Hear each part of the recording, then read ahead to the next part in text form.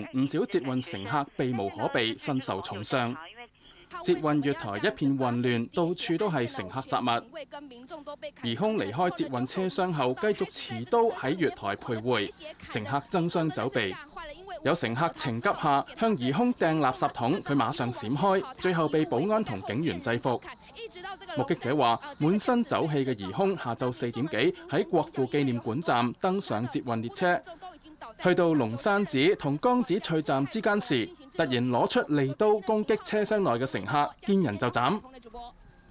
警方話，疑兇係一個21歲未畢業嘅大學生。至於對陌生人下毒手嘅原因，佢供稱自己從小就想做大事，上星期至決定要喺人流密集嘅台北捷運大開殺戒。亞洲電視記者陳冠峰報導。